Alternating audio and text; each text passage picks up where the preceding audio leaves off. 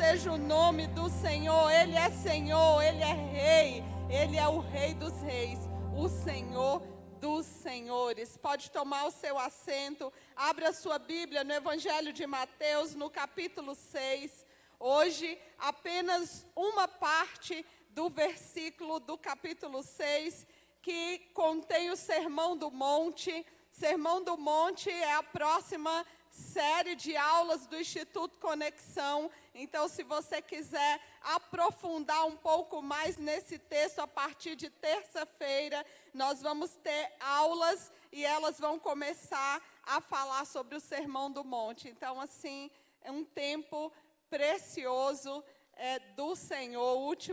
Na última série do Instituto Conexão, nós falamos 7 aulas sobre o bom samaritano. Então, durante 7 semanas, nós estudamos profundamente o texto, pensando sobre ele, pensando sobre cada personagem, porque é isso o que acontece numa escola bíblica. A gente aprende da palavra. Então, se você tem sede de aprender, Instituto Conexão, toda terça-feira, às 20 horas, 35 minutos do seu tempo, não mais do que isso, e você vai ter, assim, palavras que vão enriquecer você e vão acrescentar na sua vida, se você deseja profundidade de Deus. Evangelho de Mateus, capítulo 6, versículo 10, o texto diz: venha o teu reino, seja feita a tua vontade, assim na terra como no céu.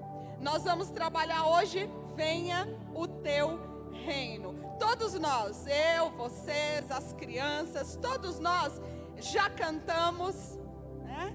Venha o teu reino, faça a sua vontade. Nós já cantamos, você já cantou, eu já cantei, já falamos, estamos aqui, fazemos a oração, venha o teu reino, Senhor. Já oramos essa frase, nos ajoelhamos e falamos, vem o teu reino, Senhor, sobre a nossa vida. Há algumas frases que nós falamos de uma forma tão natural e esquecemos de pensar o que essa frase traz para a minha vida, o que de fato está se referindo a esse venha o teu reino na palavra, qual é a profundidade que essa palavra tem para a nossa vida. Não é simplesmente venha o teu reino. O que é vir um reino sobre outro reino? O que é o reino de Deus? Esse conceito de reino de Deus na nossa cabeça dá a ideia de lugar. É um lugar. Onde que é o reino de Deus? É aqui no templo. Aqui está o reino de Deus. Não, o reino de Deus é lá na minha casa. É naquele lugar. A verdade é que o reino de Deus está em todos os lugares. Não é nesse ou naquele lugar. Talvez seria mais fácil se a gente dissesse aonde é que está o reinado de Deus. O reinado de Deus está em toda parte, sobre todas as coisas. Onde quer que o Senhor esteja, ali estará o reinado dele. Então o reino de Deus é aqui no templo. O reino de Deus é no meu trabalho, o reino de Deus é na minha casa, o reino de Deus é em todos os lugares onde eu estiver. Se o Senhor estiver comigo, o reino de Deus estará lá. Mas esse reino é no futuro? Não, esse reino é no presente. Ele foi no passado, ele é agora e ele será no futuro. É passado, presente e futuro. Especificamente presente e futuro. Quando Jesus ele traz o modelo de oração que nós vemos em Mateus 6, a primeira coisa que ele fala é que o reino dele precisa ser estabelecido. Porque a oração, vocês vão lembrar, ela começa, todo mundo recita, todo mundo sabe de cor. Quando no meu tempo de escola secundária, e a gente tinha na frente da escola todas as manhãs, hino da bandeira, ficar todo mundo em fila, mão no coração, hino nacional, e todo mundo orava o Pai Nosso, porque o Pai Nosso é uma oração universal, não tem problema de fé, de crença, de religião. É uma oração universal. Então, nós orávamos o Pai Nosso todos os dias na porta da escola. Eu sei que você não é desse tempo, porque você é mais jovenzinho, mas eu acredito que isso tinha um valor para a nossa vida. Primeiro que ensinava a gente a ter disciplina. Então nós tínhamos disciplina, sabia que tinha que chegar, sabia que tinha que ficar em fila, e isso nos ensinava a respeitar o outro, respeitar o espaço do outro, porque eu tinha que ficar atrás do outro na fila, não era empurrando. Nós tínhamos que ter reverência àquilo que estávamos fazendo. Então ninguém conversava, ninguém batia papo, ninguém corria naquele momento. Então a gente aprendia algumas lições para a vida.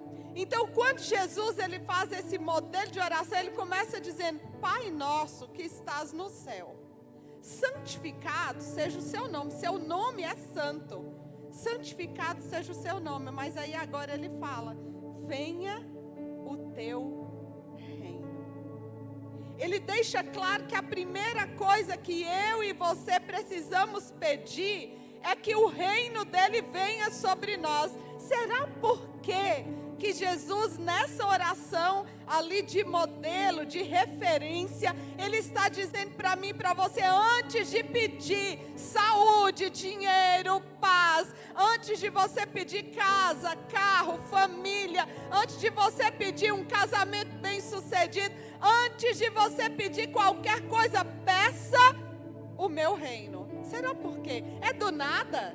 Será que não tem um objetivo? Venha o teu reino. Era comum para os israelitas entender essa frase do Senhor. Sabe por quê? Ele era um povo que já tinha vivido a escravidão no Egito. Eles sabiam o que era ser dominados por um reino. Eles sabiam, eles entendiam muito bem essa frase de vem um reino sobre outro reino. Para nós isso é meio tão longe. Nós somos um país, eu costumo dizer que Brasil é aquele lugar onde mana leite e mel, que fala na Bíblia. Então, o Brasil é um lugar de paz, é um lugar de liberdade, onde todos são acolhidos. Nós não vivemos aqui preocupados com a guerra. A gente não vive, nós temos sim, nós temos problemas, como em qualquer lugar. Nós temos problemas de saneamento básico, nós temos problema de violência. Mas a pergunta é: onde não tem? Se você lê um livro que eu gosto, mas que não é best-seller novo, mas é best-seller antigo. Se você lê Foge, Nick Foge, o pastor Nick ele vai contar da dificuldade que acontecia em Nova York, as gangues de Nova York. Também é violência. Se você ouvir a CNN ou algum jornal internacional, você vai ouvir da violência no Brooklyn e em tantos outros lugares fora do Brasil. Então a violência não é um problema do Brasil, é um problema do mundo inteiro. Todo lugar tem violência. Toda cidade tem violência. Eu moro em uma cidade considerada com baixo índice de violência. Então a região de Valinhos e Vinhedo é uma região considerada com baixo índice de violência. Por incrível que pareça, aqui da nossa região, as cidades que têm um índice de maior violência não é Campinas. Olha que interessante. Campinas é a maior cidade, mas quando você pega as estatísticas, não é a que tem o maior índice de violência. Ela perde para Hortolândia e Sumaré. Incrível.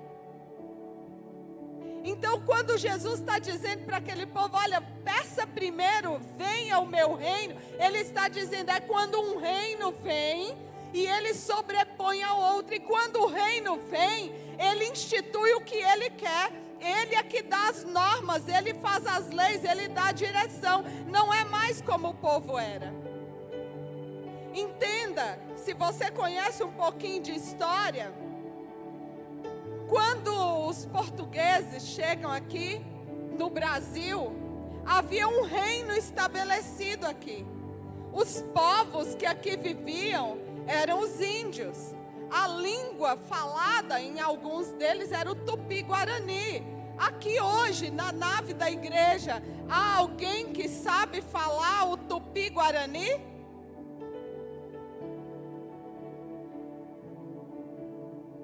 Não, ninguém. Há algum descendente de índio aqui? Ninguém também? Opa, tem uma ali, eu também sou. Ah, tem mais, olha aí. Descendente de índio, talvez você não saiba, mas provavelmente você também é descendente de índio. Eu sou descendente de índia. A minha bisavó era índia, um português chegou, rodou o laço, laçou ela, tomou ela como esposa. Então veio a família, minha família paterna, ela tem, então, indígena e português. Nós somos descendentes de índios e de portugueses. E aí depois veio o meu avô. O meu avô veio num navio negreiro. Então o meu avô era negro, verdadeiro, sangue puro, sangue azul. Meu avô era negro, o que a gente chama de negro sarará. Porque ele não era o negro preto, ele era o negro do cabelo ruim, né? Posso falar porque eu sou, então ninguém vai me processar. E loiro. Então, entendo, meu avô era negro sarará. É assim que a gente fala. Então eu sou uma típica brasileira. Porque eu tenho descendência de índio, de português e de negros. A verdade é que quando eles chegam aqui, eles se deparam com um reino estabelecido. Os índios tinham um jeito de ser, um jeito de fazer, um jeito de falar. Eles tinham a religião deles, eles tinham a dança deles, os rituais deles, eles tinham o governo deles. Mas agora chega um outro reino. E quando esse outro reino chega, acontece o que eu perguntei para vocês aqui, para quem está aqui presencial. Quem sabe hoje falar o tupi-guarani? Ninguém. A língua se perdeu. Por que se perdeu? Porque veio um outro reino. E quando esse outro reino é estabelecido, uma nova língua chega. Ninguém aqui faz a dança da chuva. Ninguém faz a dança da chuva mais. Nós não temos aqui um cacique. Porque um outro reino veio e estabeleceu a sua língua, a sua cultura, os seus costumes, o seu estilo de vida e o seu governo. É disso que Jesus está falando. Roupas mudaram, religião, arquitetura. Os índios perderam as terras.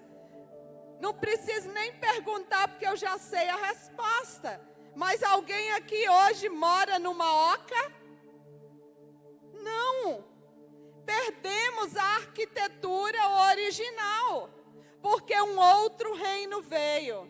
E agora eles impuseram a arquitetura deles. Era isso, o povo judeu, ele entendia isso. Porque ele estava vindo de um tempo de escravidão no Egito. Reino sobre eles, subjugados. Eles faziam o que o rei do Egito determinava. Eles construíam o que eles determinavam, da forma que eles determinavam. Um reino sobre outro reino. E tudo muda quando um reino vem sobre outro. Então agora nós vamos entender o que significa dizer venha o teu reino para nós hoje. Eu não vou perguntar para você, porque eu sei que a sua resposta é sim. Que todos vocês querem ir para o céu.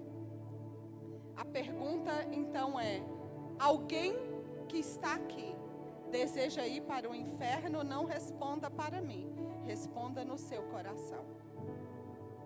Porque para ir para o céu, existe uma condição. Eu não vou para o céu simplesmente dizendo, venha o teu reino, Senhor. Eu vou para o céu quando de fato eu permito que esse reino seja estabelecido na minha vida. E estabelecer esse reino na minha vida implica em tomar algumas decisões. Porque para ir para o céu, eu preciso ser parte do reino de Deus. Jesus veio como rei, o rei dos reis, para fazer de mim e de você cidadãos celestiais. Agora Deus, Ele não impõe o reino dele para ninguém. Ao contrário do que aconteceu com o povo no Egito, onde havia os capatazes com chicote, e que ele precisava fazer e andar de acordo à vontade daquele rei. Deus não é. Ele não estabelece o reino dele dessa forma. Ele não fica com um chicote na mão e dizendo, agora você vem, vai fazer assim. Não, não vai por aí não, e chicote. Ele não faz isso. Ele não faz, não é dessa forma que ele estabelece. A decisão é minha e sua, ela é pessoal. E talvez você queira viver o reino dessa terra, governado pelo príncipe dessa terra. Talvez você queira se submeter à forma de governo que o príncipe desse momento, dessa terra, ele deseja. Tudo bem que ele não te dá tudo aquilo que você gostaria, mas é sua decisão e você tem direito de decidir a respeito disso. A Bíblia diz que nós estamos vivendo no presente século e que ele jaz no maligno. E também este tempo tem um Deus, e esse Deus é Satanás, que age sobre os filhos da desobediência.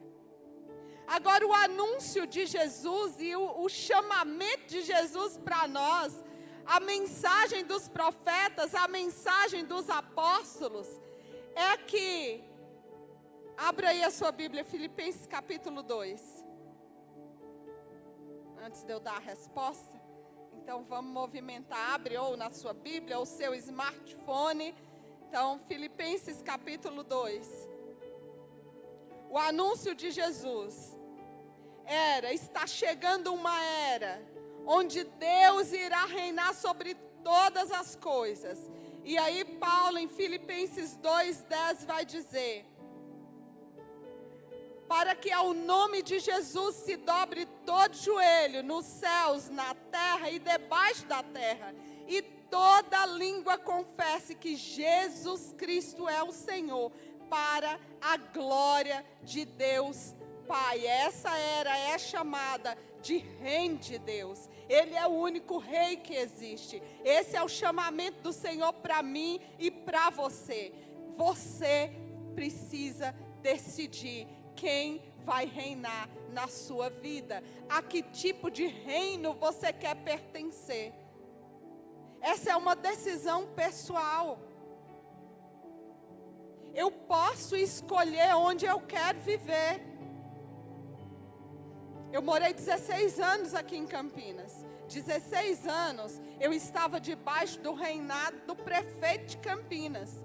Só que eu decidi que eu não queria mais ficar debaixo desse reinado. Então eu peguei, contratei um caminhão de mudança, coloquei as minhas coisas, arrumei a minha mala e fui para viver debaixo de outro reinado. Então, onde você quer viver? Embaixo de qual reinado você quer se estabelecer? Se eu e você queremos ter uma vida relevante, nosso comportamento, nossas atitudes, elas precisam responder a esse pedido e a essa oração: venha o teu reino. Eu disse para você que quando um reino vem sobre outro, tudo muda. a língua muda, a forma de vestir muda, tudo muda. E Jesus, em Lucas 17, 20 e 21, Jesus certa vez ele foi interrogado pelos fariseus sobre quando é que viria o reino de Deus. Ao que ele respondeu, o reino de Deus não vem de modo visível, nem se dirá, ele está aqui, ele está lá, porque o reino de Deus, ele está entre nós. O reino de Deus, ele está aqui. O reino de Deus está entre vocês. O reino de Deus está na minha casa, na sua casa. Jesus afirma que o reino de Deus, ele já chegou e ele está entre nós. O grande mistério disso é que o reino de Deus consegue ser passado, presente e futuro. O reino de Deus, ele é agora. E tudo isso ao mesmo tempo.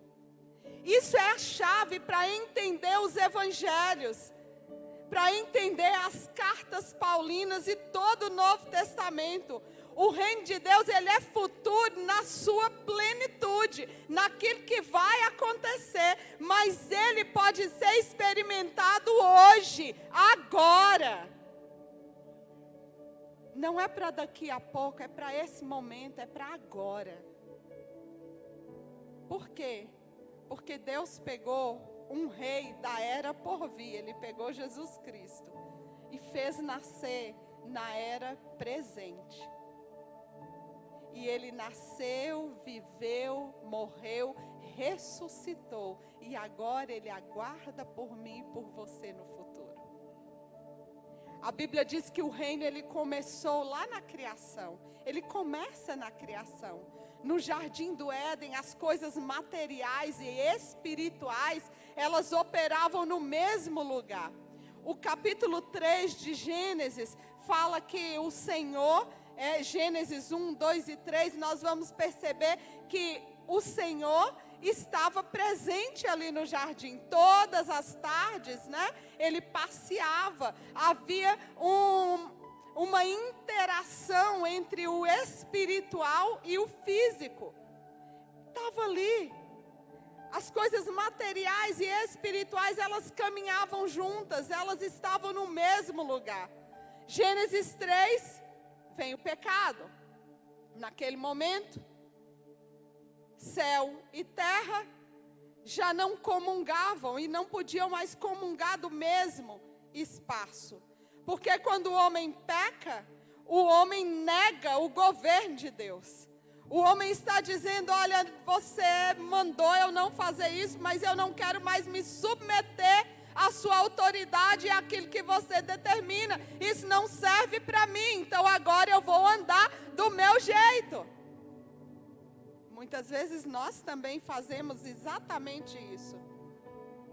O homem estava dizendo, eu não preciso do reino de Deus. E no momento em que o pecado entra no mundo, essas duas dimensões se separam, o material e o espiritual, já não conseguem caminhar juntos. Porque Deus não habita onde há pecado, mas Deus quer habitar entre nós. Esse é o propósito dele. A Bíblia começa com um jardim onde Deus habitava com o homem, e a Bíblia termina com a nova Jerusalém, onde Deus habitará novamente com o homem. Início e fim. E o que acontece nesse meio? O homem peca, os céus e a terra são separados, e Deus diz, eu tenho um plano. Nós cantamos, Jesus, o plano perfeito. Eu tenho um plano, Deus diz, e esse plano se chama Jesus. E começa, lá no Antigo Testamento, ele chama Moisés, o desafio a construir um tabernáculo, que nada mais é que um mini Éden. Um lugar onde céus e terra estavam novamente conectados, onde o sacerdote entrava, onde ele podia sentir a presença de Deus, onde ele recebia a orientação dele e andava na sua presença. Tudo depois de confessar os pecados e sacrificar um cordeiro. Mas aí, em João 1,14, a palavra vai dizer: chega de tabernáculo, feito por mãos humanas, que tinha que carregar a estaca daqui para lá, de lá para cá, que tinha todo um ritual para se fazer tudo. Agora o Verbo se fez carne e ele habitou entre nós. No grego, essa expressão ela vai dizer: e agora ele arma um tabernáculo entre nós. Os judeus que liam esse texto, eles sabiam exatamente a que o apóstolo estava se referindo. O que ele estava querendo dizer quando ele estava falando de Jesus e dizendo que ele era o Verbo que se fez carne, que ele habitava, ele armou o tabernáculo, porque agora não precisa mais de armar o tabernáculo. Ele é o tabernáculo, ele é a presença de Deus. Jesus Cristo é que traz a presença de Deus na minha e na sua vida, e ele é o tabernáculo. É o reino de Deus sendo estabelecido. Através de Jesus, céus e terra novamente estão conectados. Ele é a ponte, ele é a conexão, ele é o tabernáculo. Ele é o jardim. Ele é o lugar. É nesse lugar que nós precisamos estar. Onde Jesus chegava, céus e terra estavam novamente no mesmo ambiente, na mesma dimensão. Onde Cristo passava, o reino de Deus passava, porque naquele espaço havia 100% de santidade. Jesus não é apenas o tabernáculo. Quando João Batista viu ele chegando, ele disse, João 1,29, eis o Cordeiro de Deus que tira o pecado do mundo. Ele também era o sacrifício. Ele era o lugar da reconexão, mas ele era também o sacrifício final para resgate de toda a humanidade. Ele é aquele que morreu no meu e no seu lugar, para que nós pudéssemos viver o reino de Deus hoje, agora, nesse momento. Esse é o desejo que precisa invadir o meu e o seu coração. Eu não faço parte desse reino. Eu estou aqui de passagem. Há alguém sobre mim. Eu me lembro que quando eu morei no Rio, muitas vezes a gente falando de escatologia e indo para a igreja, era um trajeto um tanto quanto longe.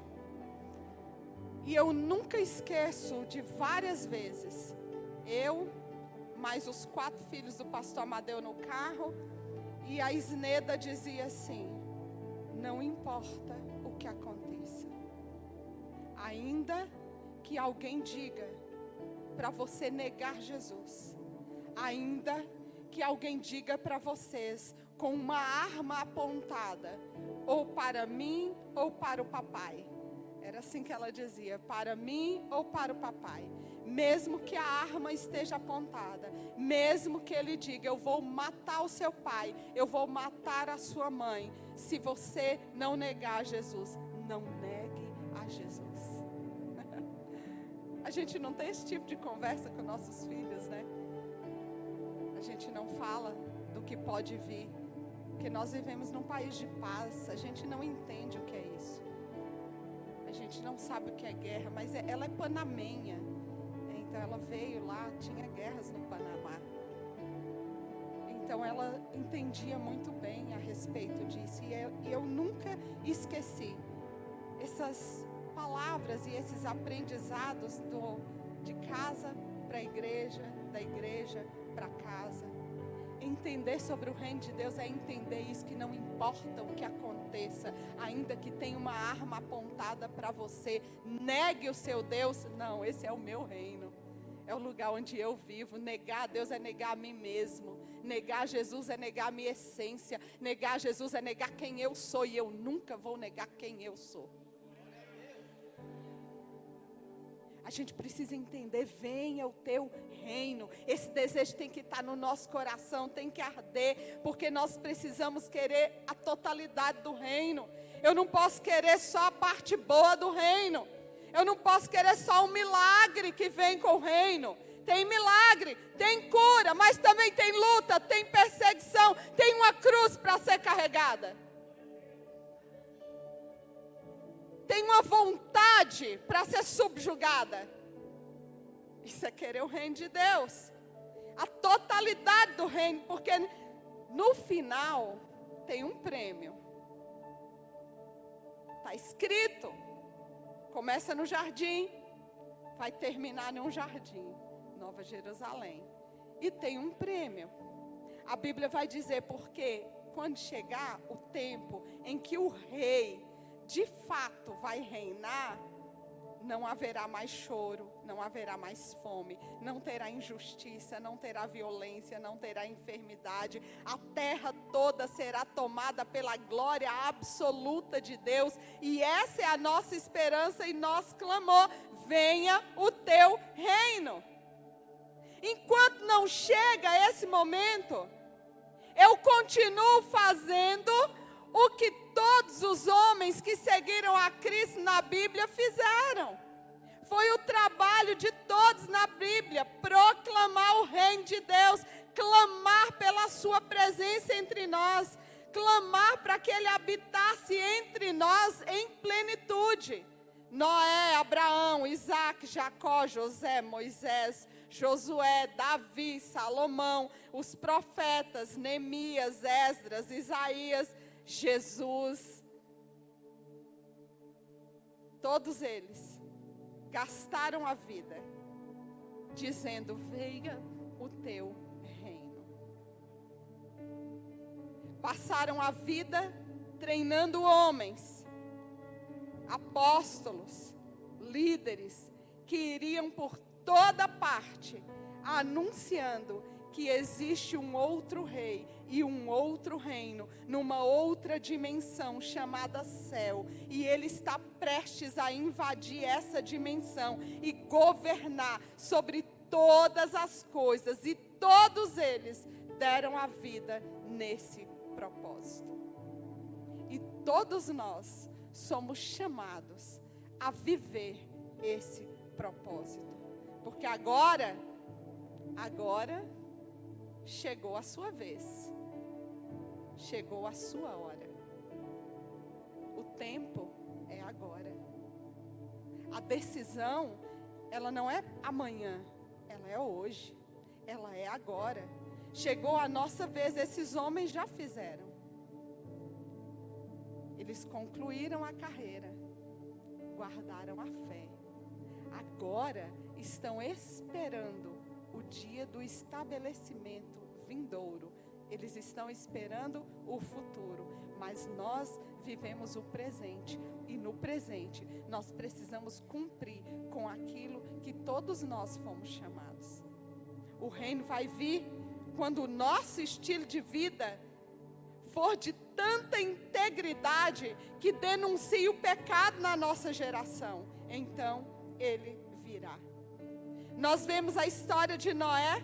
Noé gastou tudo que tinha para construir uma estrutura que suportasse o juízo de Deus.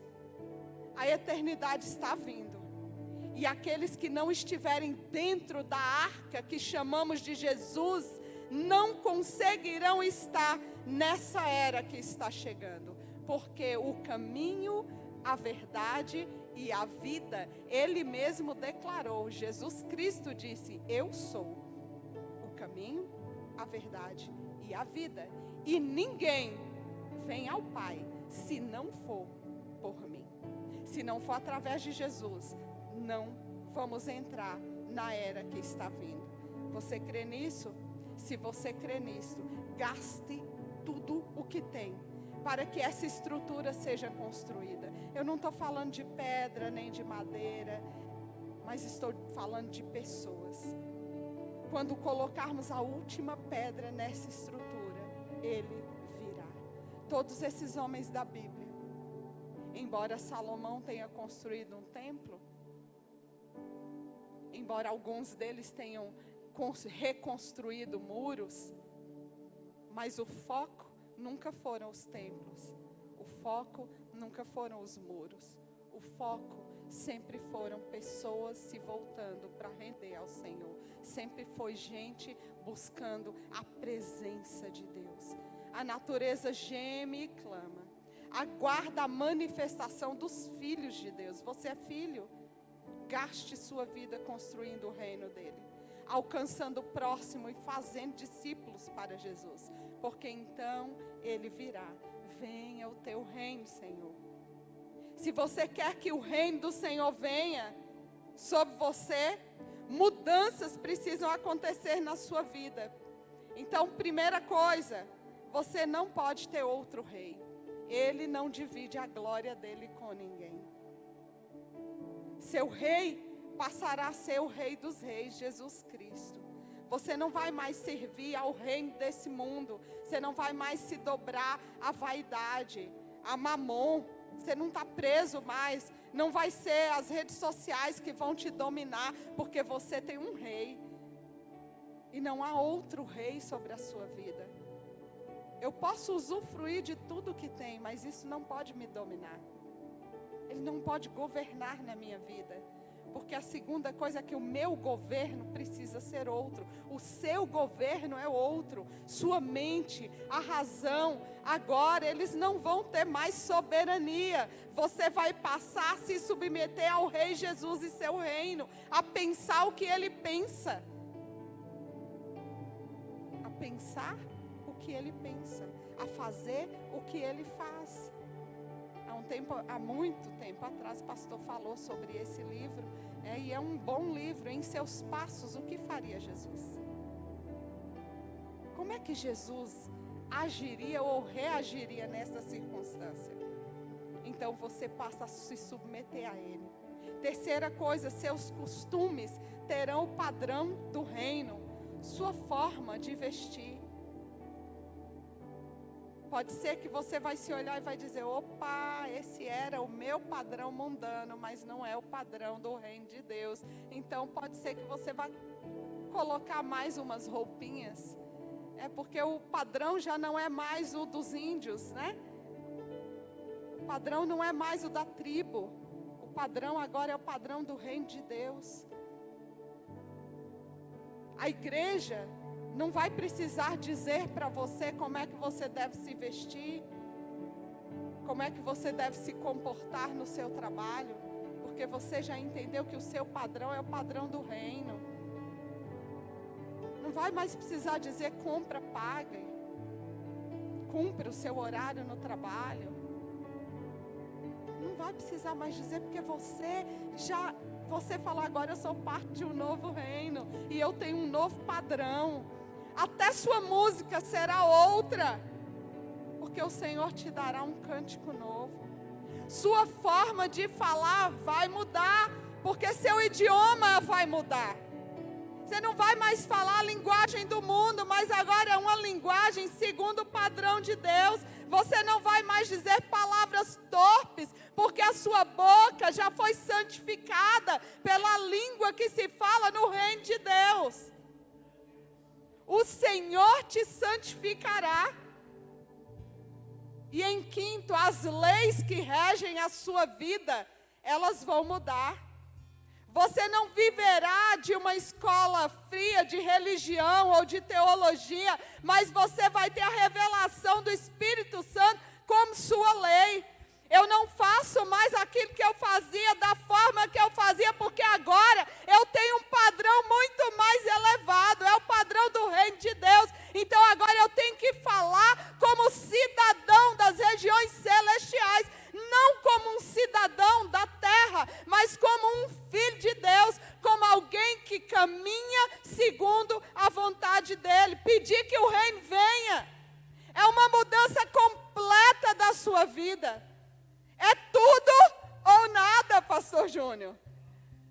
Não pode ser mais ou menos. Não dá para ficar em cima do muro. Apocalipse, João vai dizer, olha, se você está em cima do muro, você já está condenado. Porque em cima do muro, a palavra do Senhor diz, eu vomitar-te-ei da minha boca. Você não serve em cima do muro. Você precisa escolher de que lado você quer ficar. Se você quer ser parte do reino de Deus, ou se você quer ser parte do reino do mundo. Não há um reino no meio.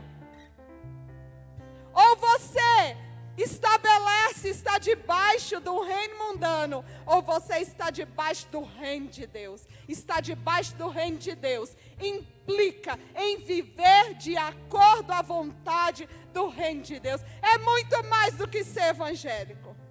É muito mais do que fazer parte de uma igreja. É muito mais do que carregar uma Bíblia. É mudança de estilo de vida. Eu quero desafiar você a fazer a oração, essa oração. Mas agora você sabe o que significa pedir, venha o teu reino. Seja feita a sua vontade, assim na terra como no céu. Venha o teu reino, Senhor. Será que nessa manhã você quer realmente que o reino de Deus seja estabelecido na sua vida? Será que hoje você quer dizer, eu não vou viver mais no reino do mundo, submetida à vontade do mundo, ao jeito do mundo, às minhas vontades? Aquele dia que eu não tenho vontade de orar, não tenho vontade de ler a Bíblia. Mas qual é o padrão do reino de Deus? Preciso orar, preciso ler a Bíblia. Então eu vou fazê-lo, porque agora eu não sou mais um cidadão comum. Eu sou um cidadão do reino celestial. Eu pertenço a Jesus, Ele é o meu dono, Ele é o meu rei. E quando o rei manda, eu apenas obedeço. Quando o rei decide, eu apenas me submeto, porque Ele é rei e eu sou súdito. Ele é rei, eu sou servo. Servo não faz sua própria vontade, servo faz o que é a vontade do rei. E servo não tem querer, ele vive o querer do rei. Eu te convido nessa manhã a curvar sua cabeça e a falar com o Senhor. Talvez até hoje, algumas áreas da sua vida estiveram dominadas por outro reino que não o reino de Deus. Mas nessa manhã você pode dizer, Senhor, essa área da minha vida eu submeto ao Senhor. Não quero viver para mim mesmo, mas eu quero viver para o Senhor, segundo a sua vontade. Nosso Pai, que o teu nome seja mantido santo, venha o teu reino. Dai-nos hoje o alimento necessário para viver, o pão de cada dia. Perdoa os erros que temos cometido, como perdoamos quem nos ofendeu. Não nos deixe cair em provações severas, mas livrai-nos do mal. Venha o teu reino, faça a tua vontade, seja assim na terra como é no céu. Venha o teu reino, faça a tua vontade, seja assim na terra como é no céu.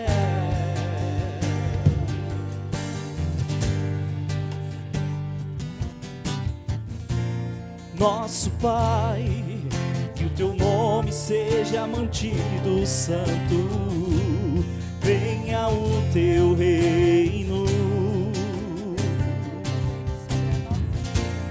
Dai-nos hoje o alimento necessário para viver, o pão de cada dia.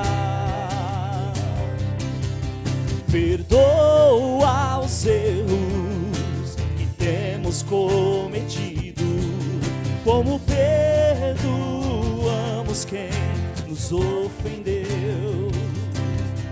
Não nos deixe cair em provações severas, mas livrai-nos do mal. Você pode declarar isso? Venha o teu reino, faça a sua vontade, seja assim na terra como é no céu. Venha o teu reino, faça a sua vontade, seja assim na terra como é no céu. Que o reino do Senhor seja estabelecido na sua vida, seja estabelecido no seu trabalho, seja estabelecido na sua casa, que onde quer que você esteja, as pessoas vejam que há algo diferente em você, porque há um reino que controla a sua vida. Não mais você se autocontrola, mas a partir de hoje, o reino de Deus está estabelecido sobre você. E agora, já não vive mais você. O seu velho homem foi morto para dar lugar a um novo homem, a uma nova mulher que vive a partir de hoje a vontade do Senhor, que é boa, perfeita e agradável. O poder e o poder são